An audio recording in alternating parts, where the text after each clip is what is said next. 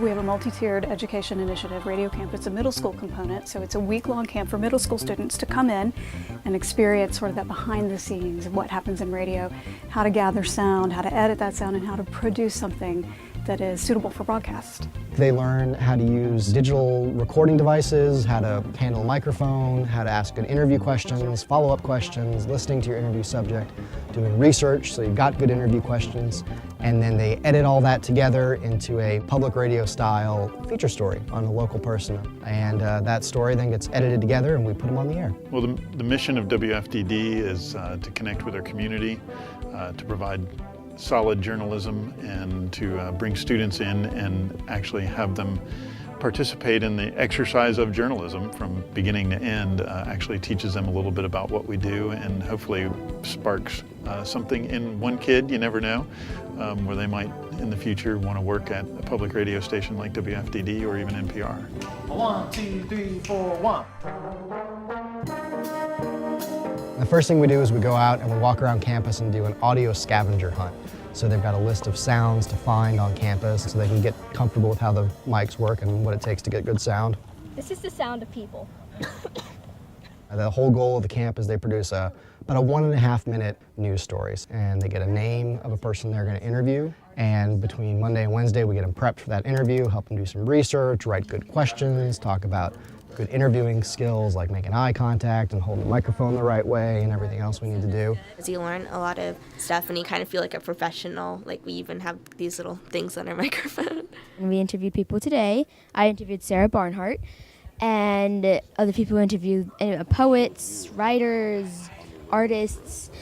My interview went pretty well, I think. It was really open and I was really nervous, but it actually went better than I thought it would. I think the interviews was really where I saw them sort of perk up and be really fascinated by what they were doing. Like one student said that immediately after that first question, they weren't nervous anymore, and I can definitely relate to that because you find your zone, you find the right pace, and once you're having a good conversation, you really just sort of get lost in it, and that's what produces a good piece. What kind of instruments do they play?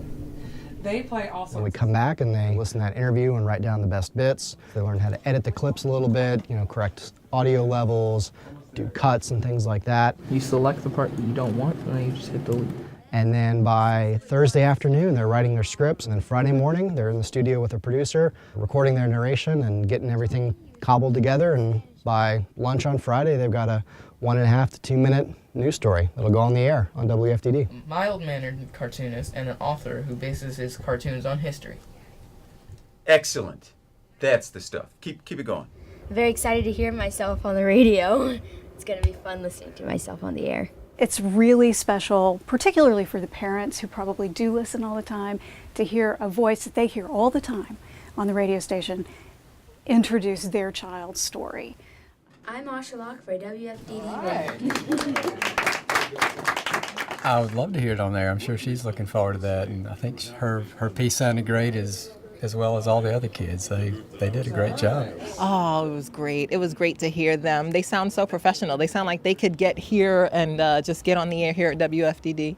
Most young kids are probably encouraged by their parents who are NPR fans to participate in Radio Camp. But I think a lot of them want to do it just because it includes computers, it includes a little bit of technology, it's kind of fun. You get to use a lot of gadgets, play around with audio, so it's kind of a cool thing for a kid to do. If you come in and maybe you find that you work best when editing, or maybe you find that you're great at interviewing, I think that there's enough variety in the week that we offer the students that they're able to find something that each of them is really good at. I think the great thing about Radio Camp is you don't really necessarily have to be a radio junkie to get something out of it, because it teaches you a lot of skills. It teaches you good speaking, good delivery, good writing. So you're going to learn a lot more than just radio. I think any kid interested in the arts or technology or journalism will find something in Radio Camp that they'll be really into. We're graduate peoples!